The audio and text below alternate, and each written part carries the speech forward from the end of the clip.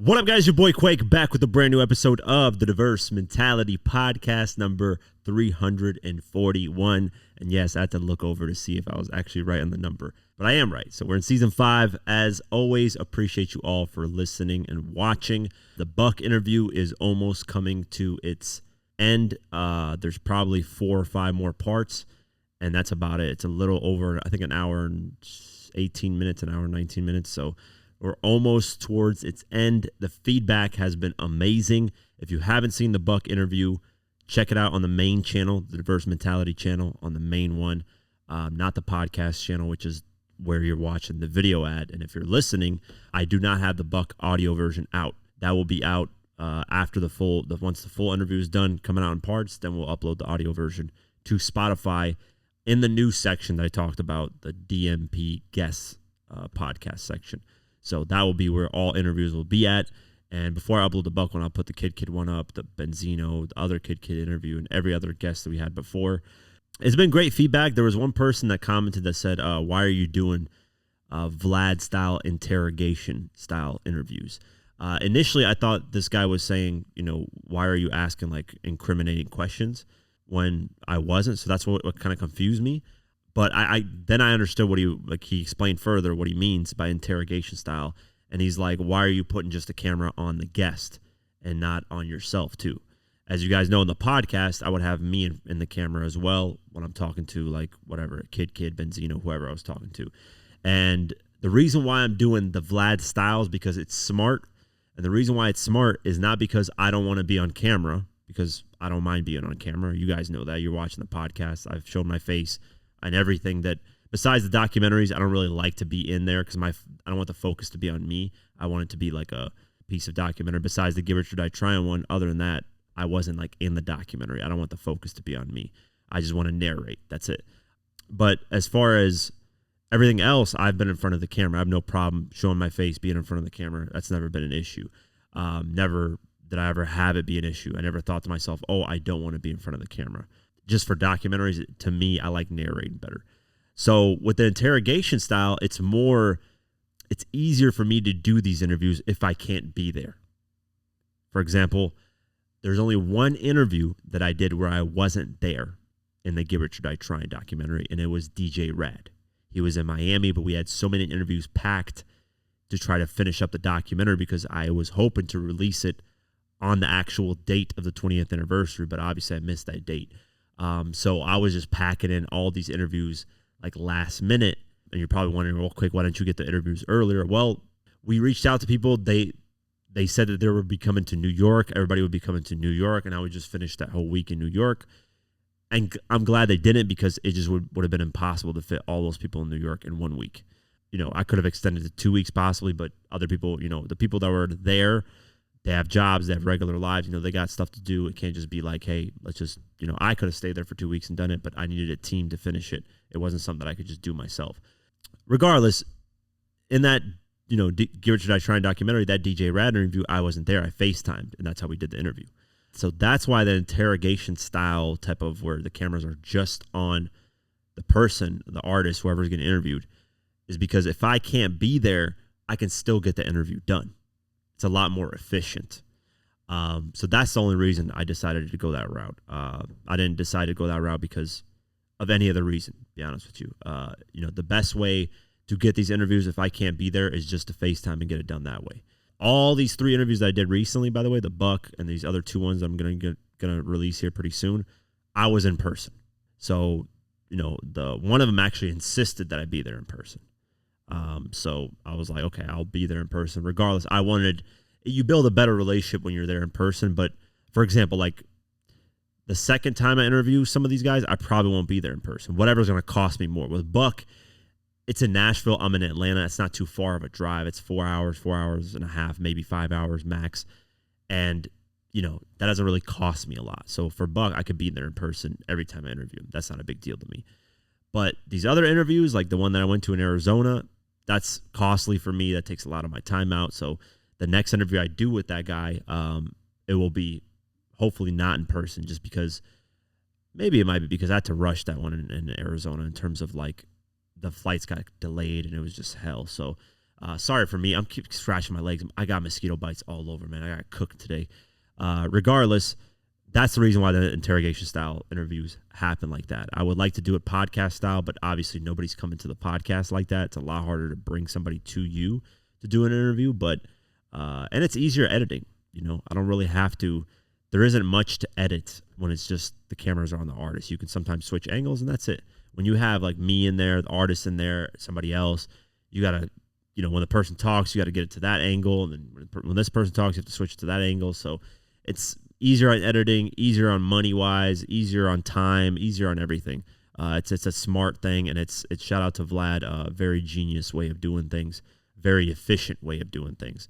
Yeah, so the interview feedback has been great. I just dropped a recent clip where Young Buck confirms he heard Game say "fuck G Unit" in 2004 before he dropped his album, and that clip is doing really well. He talked about the chain incident for the first time ever, the G Unit chain getting snatched in Chicago. Never heard Buck talk about it. I mean, you could scour the internet. That's the first time he's ever talked about it, based off my research at least.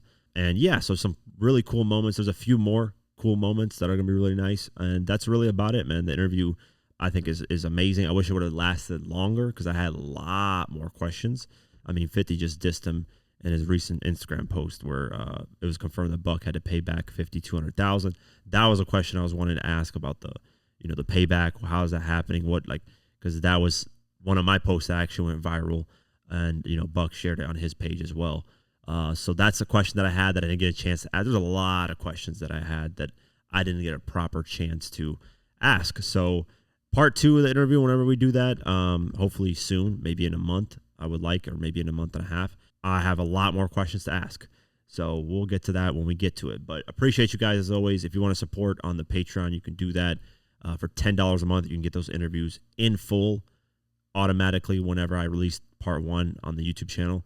You'll get the full interview immediately. And you get, obviously, my uncut documentaries. And I'm not ending documentaries. I know some people are confused and like, oh, you're going straight Vlad style. No. Documentaries are still there. I'm actually working on right now. It's a pretty short one. I just haven't had time to. I did the research, recorded the audio. I just have to edit it. That's it. And then I'll have that out. And then I have 2 other ones that I'm halfway through done with as well. So in August, expect to have like 3 mini documentaries come out. And then I'm going to work on a really long one that I've been meaning to work on for a while that I started. And it's kind of like I have a lot of projects where I started and just waited because something else came out where information was new on this and that. So there's like few projects where I've started and then, kind of paused it. The good thing about these interviews is it gives me this, to kill 2 birds with 1 stone type of thing where, I can get information directly from the source that I can use for documentaries in the future. So now with Buck, there's some things that I can use from my own interview in the future, which is really, really nice. So that's another plus of these type of style of interviews is I can get a lot more interviews done and I can use a lot of that information from my source, from me asking the questions and not just finding YouTube videos online of, interviews that they've done. So a lot of positives to it, but yeah, appreciate you guys as always. The podcast also, if you're watching this on video, this might change this style, this design. I'm wanting to do the podcast straight from my house because a lot of these news things that pop up, I want to get them recorded immediately and then uploaded immediately. Because the quicker you upload news, obviously be accurate. That's the number one most important thing. But the quicker you upload news, the better views you get, the more reactions, blah, blah, blah. A lot of these news clips that I'm talking about, these new topics I'm talking about are like 1, 2, 3 days old. And unfortunately in the social media world, that is old. Like if it's over 24 hours on news stuff, usually people have moved on and they don't really care unless it's something really major. So this, I'm going to try to take everything that I'm doing here at home. That way, whenever news happens, and then I can just clip those parts all together on a podcast episode for a full episode like this. I think it's a lot more efficient in terms of views, and that's what I need. I just need more viewers, more people watching, listening, all that. So I'm going to set that up. I just don't know how I'm going to design it and all that. I don't want to spend too much money on that too because it does get costly when it comes to a lot of these things. Setting up a nice little studio. So this background then will be used solely for artist interviews when they, like if an artist lives in Georgia here, like Kid, for example, this background will be used for artist interviews instead of me talking like this in front of this background. That's the plan moving forward. I don't know when I'm going to get that done. Probably like October, November, but So if you see the design change, you know what the reason is. All right, let's get into the news. And Hot Boy Turk, we talked about him in the last podcast episode of how he was improperly kicked off the Cash Money reunion tour. And because of that, he is preparing a lawsuit towards Cash Money Records. So let's go over the article. Hot Boy Turk's removal from the Cash Money Millionaires' 30th anniversary tour has sparked public backlash and a threat of legal action. The rapper, a founding member of the Hot Boys, was abruptly cut from the lineup just days before releasing his new album, Joseph. He claims his dismissal stemmed from a financial dispute with organizers accusing them of offering him an unfair deal and retaliating when he declined. On Saturday, Turk posted a statement on Instagram alleging that the tour's promoters branded him a security risk after he refused reduced compensation. The same day I rejected less than what I was owed, I got hit with a bogus termination notice, he wrote. Instead of admitting they couldn't pay fairly, they labeled me a threat. Turk's wife, who also served as his manager, joined him in the video response to the termination. The couple rejected the security label as defamatory and insisted they would not remain silent. The video fueled speculation about deeper fractures behind the scenes of what was billed as a long-awaited reunion. Official statement. My legal team has officially filed a cease and desist against Andrew Ellington, Dope Shows, and all parties involved in the recent false narratives and drama surrounding Hot Boy Turk. We will not tolerate slander, defamation, or any attempts to damage my brand, name, or business relationships. This is being handled the right way through legal channels. So, yeah, he is looking. I don't think he's officially filed a lawsuit. Actually, yeah, I just read that. I'm stupid. Legal team has officially filed a lawsuit, so cease and desist. So we'll see where this goes, man. 30th anniversary tour is promoted as a celebration of the label's legacy with Birdman and Lil Wayne. Though Wayne missed several dates, fans still expected a complete Hot Boys reunion. Turk had already performed at multiple shows before his abrupt departure, which left some attendees frustrated. So very interesting. We'll keep our eyes posted. Obviously, it's a messed up situation, but the business paperwork ain't right. I don't give a fuck about a reunion tour. You know, you got to pay me what, is fair market value. Now, I don't know what Turk demands per show or what he was getting paid, but clearly he felt it was way below what he was, owed. So continuing on, Puffy, a.k.a. No Diddy, a.k.a. the Diddler, a.k.a.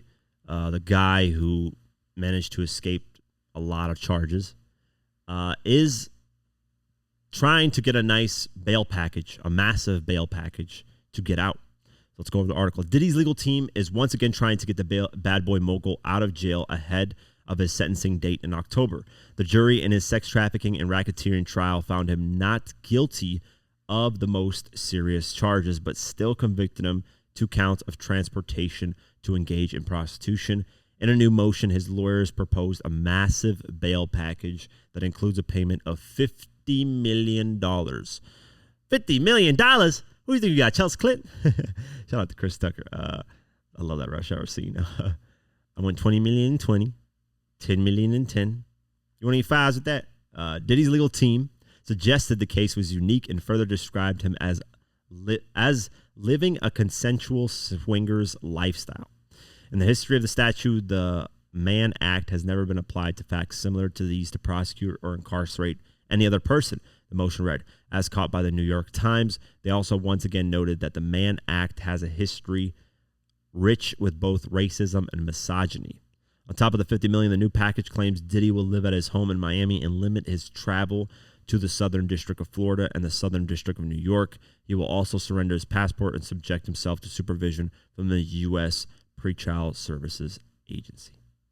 Yeah, so we will see what his sentencing is, man. He'll appear in court again for a sentencing hearing on October 3rd. The prosecution has recommended a 4-year sentence. Damn, he got away with. I mean, I don't know, man. I know people are probably not going to like to hear this, especially people that don't like Diddy.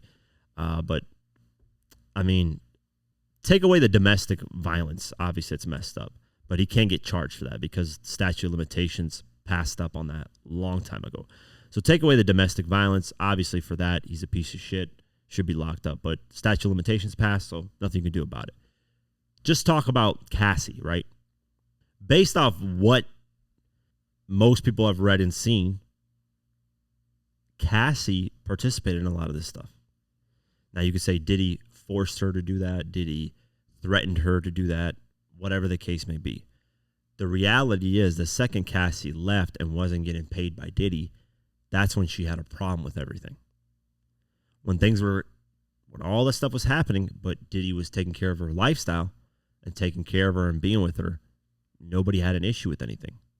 All of a sudden, the money stops coming and you got an issue with everything. So, the charge that he did get was sex trafficking, is just flying out a girl. Anybody right now. I don't know if you've flown out a girl just to hang out with her and it leads to adults having consensual sex. Is that trafficking? Really? Like, that's technically considered trafficking? That's crazy. Especially if it's consensual. Now, obviously, if you're running a cash out sex trafficking ring and you're over here forcing people to do things that they're not supposed to be doing, or they don't want to be doing, obviously that's a huge problem. But if I like a girl, right, we're talking, we're messaging, oh, she's like, I would love to see you. And I'll be like, you know what, why not? Let's hang out. Let me fly you out to where I'm at. You guys hang out. You guys then eventually, the night goes great. You have consensual sex. That's technically sex trafficking, which is insane. The girl can literally be like, hey, you sex trafficked me. And it's like, yeah, but it's consensual. But see, this is what I'm saying. It's a very, as a guy in today's time, especially if you have something to your name, you need to really move smart and not get caught up with a bunch of women. Try and find that one good woman. Even if you don't have anything to your name, you eventually will. You're eventually going to build your life and you're going to have at least a decent paying job, money, blah, blah, blah. Regardless, move smart, man. What did Kendrick Lamar said? Everything tricky right now. I forget what he said before that. But he said everything's tricky right now, and it is. Anything that you do can just, to a female, and even if it's consensual, right?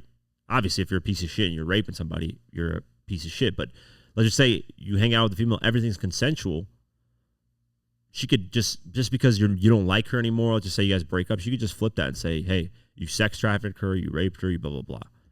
And reality is you never did anything. You guys were just a couple, or you guys were friends with benefits. And you don't know, man. In these situations, you have no idea 100%. A lot of the stuff with Diddy is it looks really wrong, but a lot of people just switched when they stopped getting money.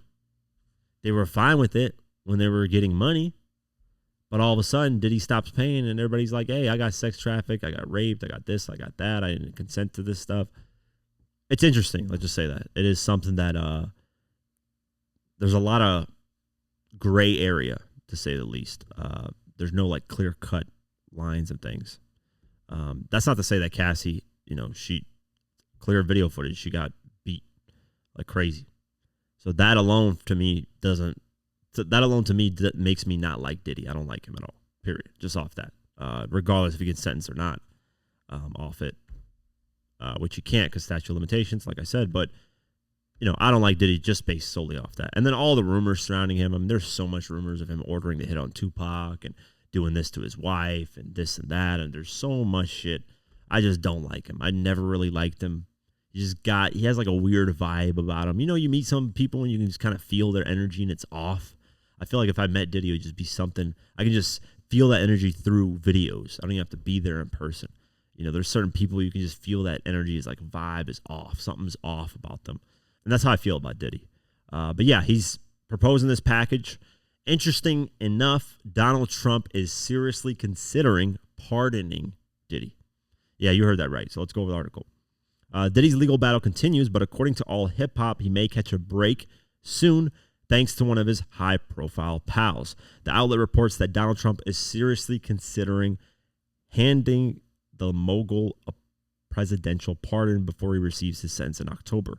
The Bad Boy founder's Federal trial came to an end earlier this month after about 2 months. A jury found him not guilty of sex trafficking and racketeering and guilty of 2 counts of transportation for prostitution.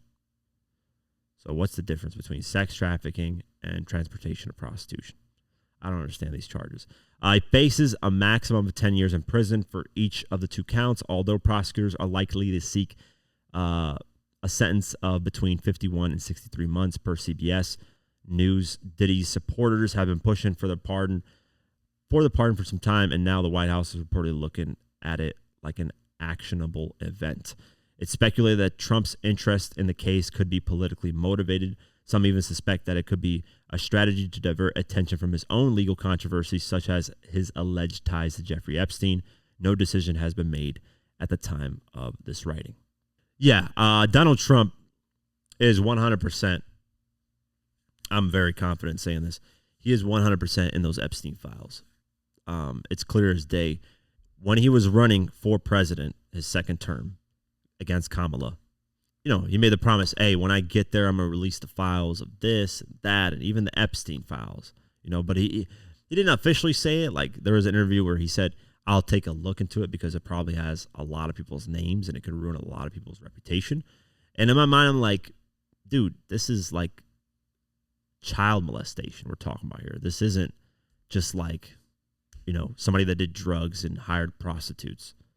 Like, this is a super disgusting, super serious thing. And to me, I'm genuinely surprised at how America isn't in more of an uproar about this. This is something that involves children getting sexually abused, sexually trafficked, all kinds of shit like that. This is children we're talking about here. This isn't, not to say that if it was an adult, it's not that bad. Obviously, an adult getting sex trafficked and abused and raped is bad as well. But children, like pedophiles, the scum of the earth, the worst of the worst in all of humanity. And yes, they're worse than murderers because a pedophile can forever harm someone's life because they'll end up potentially doing it to somebody else. A lot of pedophiles were molested as kids. And that's a cycle that keeps going. At least a murderer, if a murderer kills somebody, there is no cycle that's going on. The person's done. It's finished. So child predators cause more damage than, because somebody's going to be living with that for their whole life. That's worse than somebody just dying immediately because that person can end up doing worse things. At least that's my view on it. I think child molestation is worse than a murderer. So we're talking about this type of stuff, and you're pushing away from the Epstein files. You don't want to release them. So something's, he's probably doing it because he threw out the theory, I'm going to give out $600 tariff checks to everybody in America, thinking that that's going to make us really happy and we're just going to forget about the Epstein files and blah, blah, blah. Listen, $600 ain't going to do shit. $600 I don't think will make you can't even survive off $600 for a week. What are you going to do with $600? Even if the amount was $20,000 per person, yeah, a lot of people will be fucking happy, but I wouldn't just sit there and be like, oh, forget it, man. Forget the Epstein file. It's not a big deal. I got $20,000. Nah, man. My morals, my integrity, nah, man. Money can't buy me any of that shit. Right now, if Donald Trump said to me, right, let's just say I had the Epstein files, for example. Let's just throw this theory out here. I'm the most important person in the world. I have the Epstein files, right? And Trump comes to me and says, I will give you $1 billion. And mind you, let's just say I'm not rich. Let's just say I have these Epstein files because, I don't know, I hacked into some fucking file, some government agency or somewhere I got the files, right? I wouldn't do it. I would not do it. $1 billion, $2 billion, $100 billion, quadrillion. To me, I just couldn't sit there and live with myself. I'm that type of person. I just want to be able to live with myself. I would sit there and be like I just let all these child molesters, these predators hide in the shadows still. Could I get the money of $1 billion and then later on, reveal the list? Potentially. Obviously, I'd be in a lot of legal ramifications. I'd be in a lot of issues, but that's a possibility too. But I just say I couldn't do that. Let's just say, hey, it's either reveal the list or get $1 billion. I would not.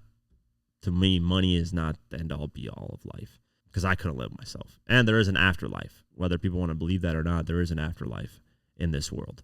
And you're going to have to live with a lot of decisions that you make, good or bad, in the afterlife. So regardless, Donald Trump is probably doing this to sway eyes off of him. Pardoning Diddy is not the right thing to do. The guy's already super rich. Have him face, consequences for what he's done. And, if it's 5 years, it's 5 years, man. Diddy deserves some type of prison time because he's always slithered away in one way or another.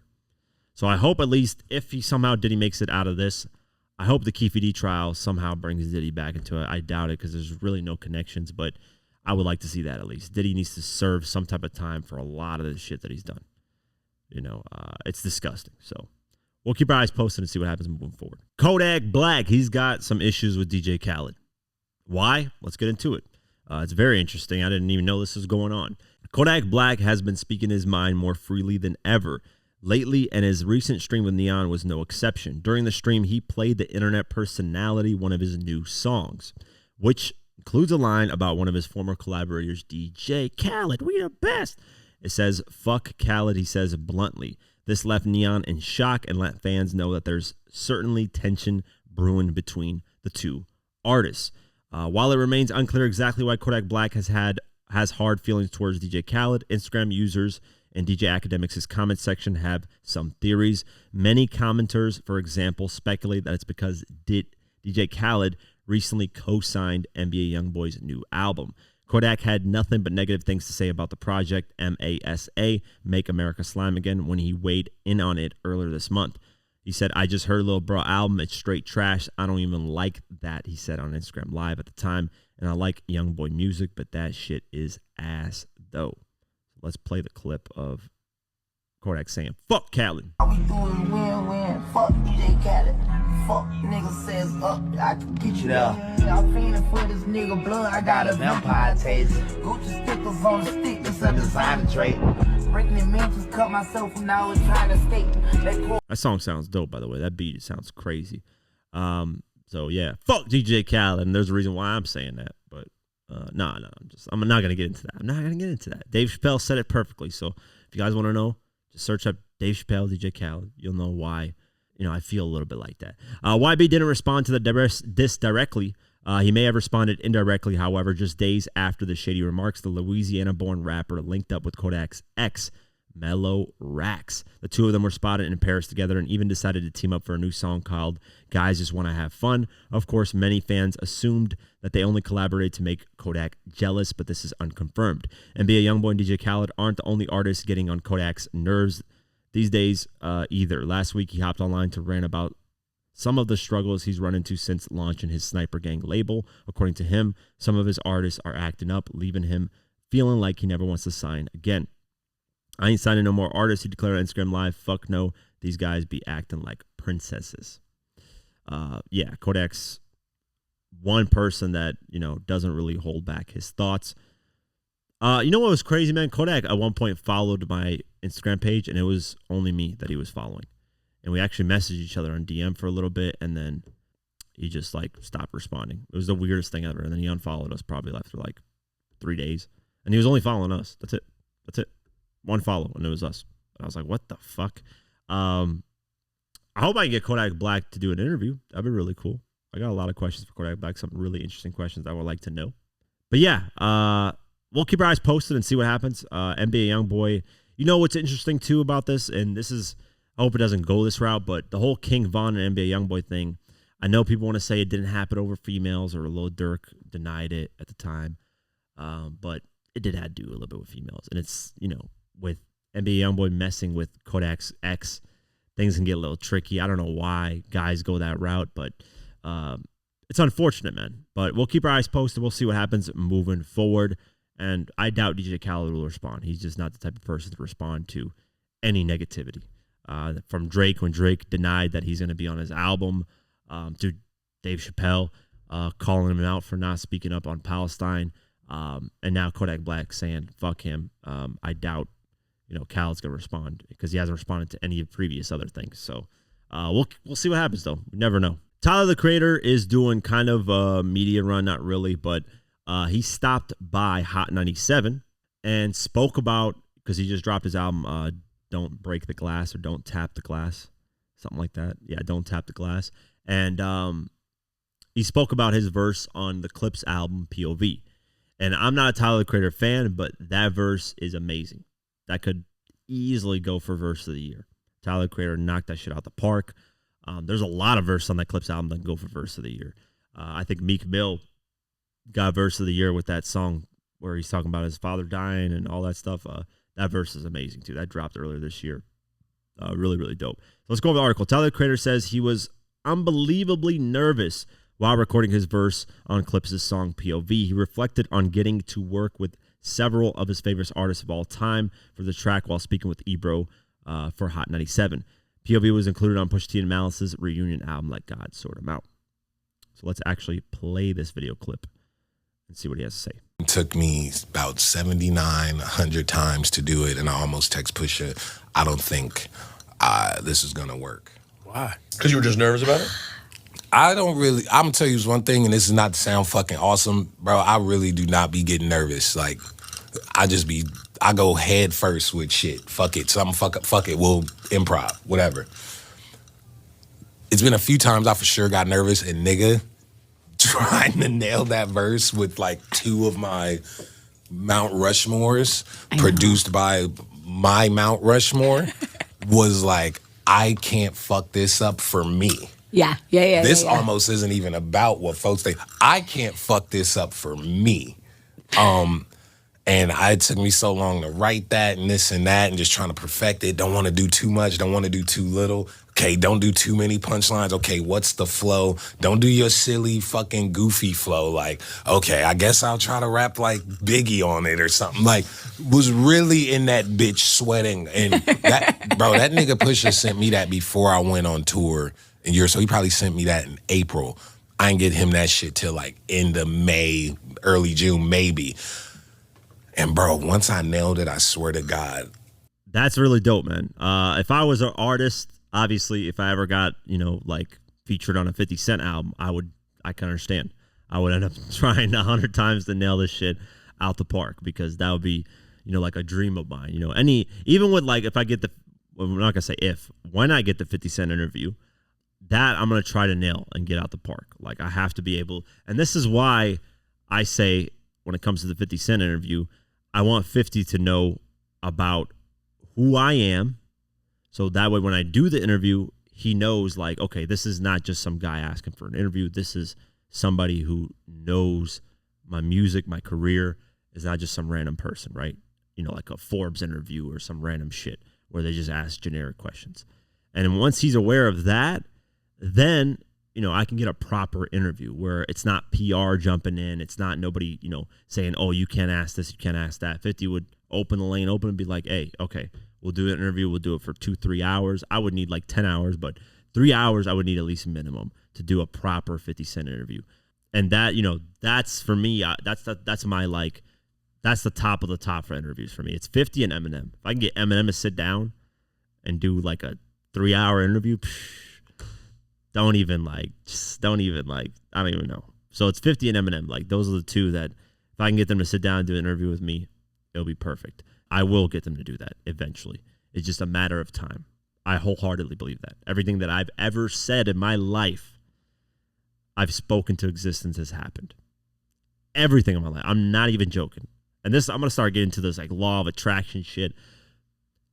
Listen, if you say something's going to happen in your life and you genuinely repeat it, you don't have to repeat it every day. Just have it in your presence and your energy every day. It will happen. It will eventually happen. I said as a kid, I'm going to get an Audi R8. Boom, I got an Audi R8. I said as a kid, I'm going to build a company, own my own business, blah, blah, blah. Done all that. Everything that I've said, has eventually happened. Has it happened at the time where there's probably a moment where I was like, damn, I wish it would have happened right now. I'm glad it didn't happen at that time because I was not prepared at the time. It happens at the right time when it's meant to happen. So for me, that 50 Cent interview is just a matter of time of when it's going to happen. So I can understand where Tyler, the Creator, is coming from when that's his Mount Rushmore, Clipse. And then you got the producer, Pharrell, Mount Rushmore as well. So you get that opportunity to appear on this is our comeback album from Clipse. This is an album that hasn't been released since 2009. This is something that they had that long gap. This is their reunion album. This is their comeback. to get the call to even be on that project is something that I'm glad that he took really serious. I mean, 79 to 100 times to do it. I wholeheartedly believe that. Because like he said, flow, you have to figure out, do you want to put a lot of punchlines or not? You know, what are you saying on the record? Or is it going to be cool? Is it, you know, like there's a lot of different factors that go into it. So shout out to Tyler Creator. Like I said, I'm not even a fan. And he's got almost a verse of the year. And that's what I want to talk about since July is ending. I do want to put my list out for the top 5 albums, top 5 verses so far, and top 5 songs probably, if I have time to do all those 3. But I will do top 5 albums so far of this year. And I will probably do top 5 verses. I don't know about top 5 songs. But I do want to do at least those. I think it's an easier list. Maybe top 10, but we'll see. I'll work on that. I'll think about what I want to do because I want to do more of these lists that I have instead of just doing like one and then never doing one for another 6 months. So give me a little time. It's hard to balance documentaries, artist interviews, podcasts, make lists, you know, all these things. It's tough sometimes, man. So I have to just figure out a moment in time where I can take some time to focus because these lists take a lot of your like energy and time. When I was doing the 50 Cent one, it was just ridiculous, man. Lists are not easy to make. That's why I salute anybody that takes the time out to make these lists.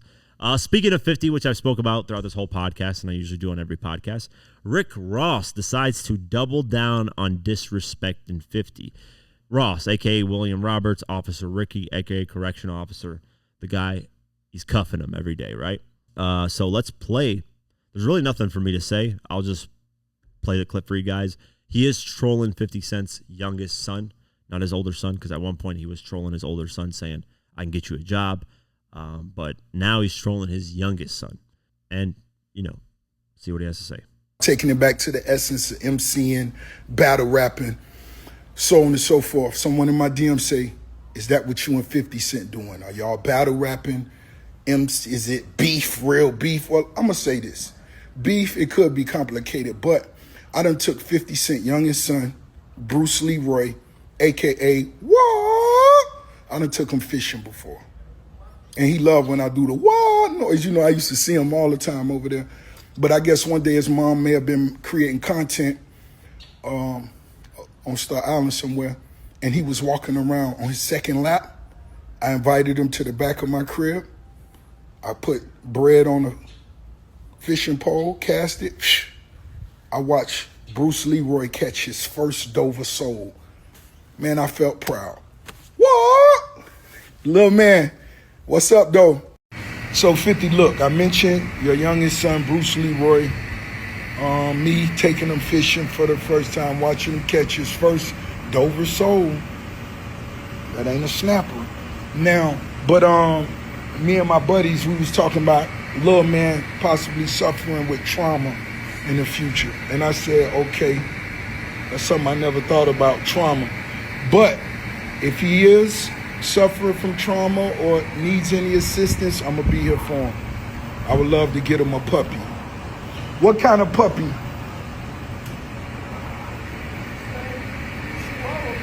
Chihuahua? All right. A Chihuahua for Bruce Leroy. What? Ross is trolling. He's very good at it. Sometimes it's funny. But mentioning 50 Cent's youngest son and now like doubling down on it, it's like now you're dragging in a whole different situation. And 50, you know what's interesting? Why doesn't Ross address the MMG chain that got snatched that they've never recovered? That shit went on like a world tour. It was on the major distribution video. 50 went bowling with it. They never did anything about that. That chain was snatched and nobody did anything about that. William Roberts never addressed that. You know? And William Roberts has always denied being a correctional officer. Then he pressure kept getting put on him. And then finally he admitted it. Stay tuned, guys. Stay tuned because I am working on a documentary. And, you know, I'm going to let you guys know because I let my Patreon peeps know. I'm working on a Rick Ross versus Rick Ross documentary. Yes. The real Rick Ross versus the correctional officer, the rapper. I'm going to talk about how the identity was stolen. At what point? It got pushed back because I had planned on dropping it in June, I believe. But because I'm doing some other things and I kind of want to bring, I'll talk about that a little bit later. I don't want to spoil everything. But yeah, I am working on that. And, you know, Ross is just somebody who trolls and thinks he can, you know, this is the most amount of attention he gets because his music career has completely just fizzled out. You dropped a track for Pharrell. That shit didn't do nothing. Nobody cares musically for Ross. You go to like Ross's last biggest hit and you go to 50's last biggest hit, and 50 has a more recent hit. 50's I'm the Man, double platinum, independent, no label. Ross, when's the last time he had a hit that did double platinum? When's the last time? Without Drake, Money in the Grave, which is the only one in 2019, and that's because it's Drake's record. Let's just say Ross's track. Point it to me. You can't. And I know it sounds like I'm hating towards Ross and I'm a hater and I'm a 50 D rider, blah, blah, blah. I'm just speaking facts. That's it. That's all I'm speaking is facts. Yeah, people can say that Ross beat 50 in the battle at the time and blah, blah, blah. And a lot of artists, you could say 50 lost the battle, you know, like Jadakiss lyrically cooked 50, right? But look at even Game, right? Destroyed, quote unquote, G-Unit, blah, blah, blah. Attacked 50, all this. At the time, people were saying 50 is finished. But as the years have gone on, 50 has outlasted all of them. And that's no disrespect to Jadakiss. He's doing the Joe and Jada podcast. Jadakiss is doing fine, but he's not at the level of 50. None of these guys are.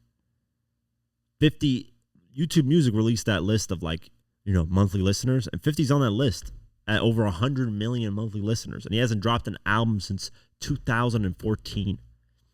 Ross is, I don't think, nowhere near on the list. Let me actually check that. You got Doechii, Eminem, Dr. Dre, Kendrick Lamar, Coolio, Meek Mill, Wiz Khalifa, Pitbull, Nicki Minaj, Travis Scott, J. Cole, Kanye West, XXXTentacion, Lil Tecca, Drake, Future, Doja Cat, Tyler the Creator, 50 Cent, Playboy Cardi. You have no Ross anywhere. Nowhere. Because that guy's music is not what people hyped it when he was beefing with 50 about. Yeah, does he have... Here's the thing. I'm never going to be a full hater on any artist. Ross has some great records, and I love the God Forgives I Don't album. You know, he's got Aston Martin music, he's got Hustlin', he's got Push to the Limit, he's got Usual Suspects with Nas, he's got like a lot of dope tracks. Album-wise, I think the only one where I actually enjoyed like the full... For the most part, the full album is God Forgives I Don't. The rest were like, they're all right. They have like a few records on there that's cool. So Ross has great music here and there. But he's never been at the level of 50, not even close. So he makes these jokes, and I don't know if 50's going to respond. I don't think he really cares to. 50 just trolls him at a certain point just to have fun. But it boosts their career. And the next person I'm going to be talking about, it's boosting his career right now. So Benzino...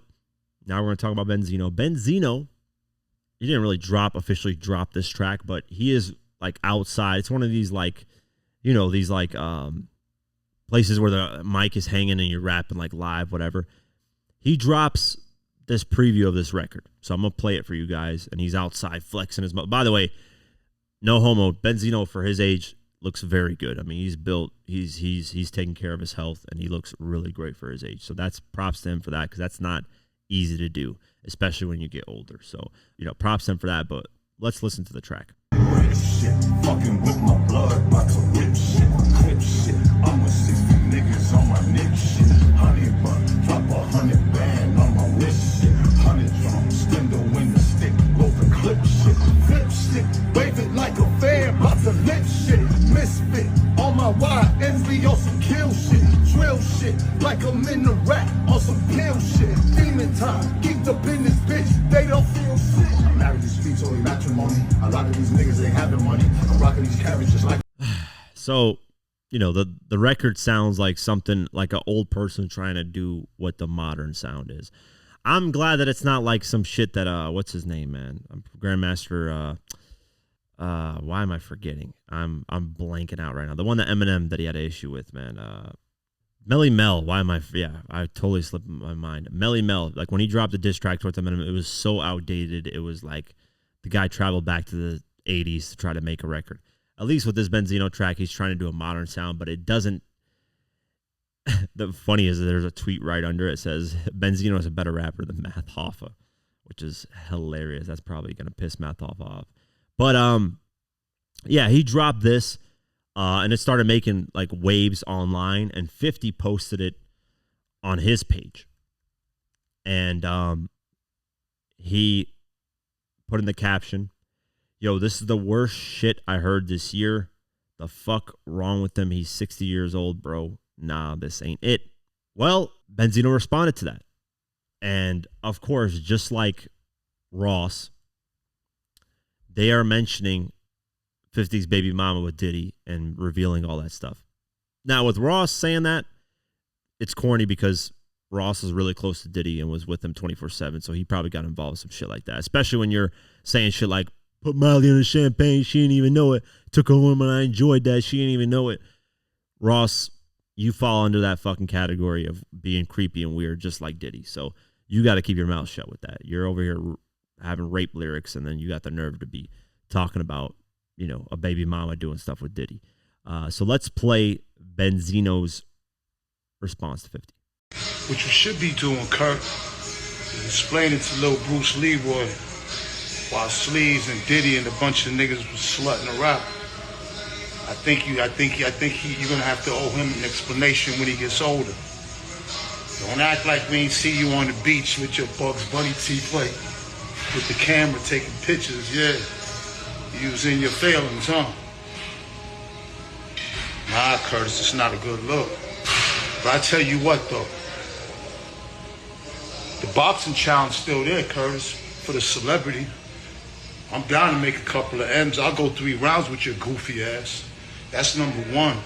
Number 2, why don't you see if you could put out a song better than Y and Z and a video better than that? That's just my mic drop video. Finish shoot the real video. I get it. 60-year-old man got motion, huh? Yeah, I get it. I understand. You got a lot of the people you influence, a lot of grown men on there mad, huh? Yeah, they mad. Let's see if some of y'all niggas could do this. Let's see if some of y'all could do this, though. Let's see niggas under my post. Let's see if some of y'all niggas could do that, though. Huh? All you men that want to post under men. Let's see if some of y'all could do that. Curtis, you always been like a hooter type nigga. You really could never dress. Your hairline, your head's this big, your hairline's right here. You gotta keep wearing the fitted. Word on the street is that you be coming up short, Kirk. Yeah. Yeah, that's why Jane transitioned. She transitioned to bad boy, yeah. I know he like me. I know he fuck with me. We both cancers.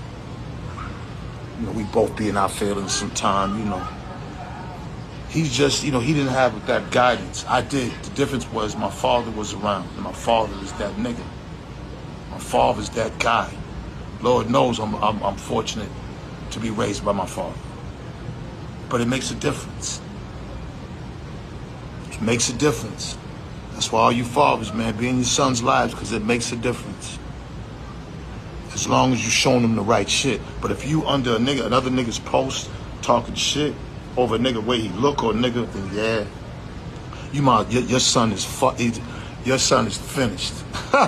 Your son is gonna grow up fucked up. Yeah, man. My sons, my oldest boy just had his baby, never had a felony in his life, doing good. Selling hundreds of thousands of independent units.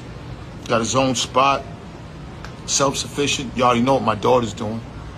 I got another son that he's doing the same thing. Taj, and Zeno is the shit. And I got another one, Samaj, is smart as fuck. Let me tell y'all something. Fathers, you better be in your kids' lives, because believe me, some of the behavior of these grown-ass men on here, it's all because they don't get attention from women. What do men really want more than anything? Attention from women. And 80% of these niggas on here, on this device, don't get it. And they mad every single day of their life. And it's just not me they mad at. They mad at the world. When they looking at beautiful women all day, every day, knowing there's not a chance in fucking hell that they'll be able to even get one ever unless they pay for it. All right, that's a funny ass video. I'm not gonna lie. Like I said, Benzino, for his age, he's fit, man. Really, really, that takes a lot of work. So shout out to him. But everything else, the joking about his baby mama getting ran through with Diddy and stuff. I mean, it's not like he was married to her or with her at that time. This is like years after they broke up. I just feel bad for the kid because when he grows up, there's gonna be a lot of like people like this dragging in, 50's son. But it's kind of 50's fault too because he'd be just fucking around with people. So. His son getting dragged into that type of stuff is kind of part of 50's actions. One thing that I like that Benzino said is drop some music.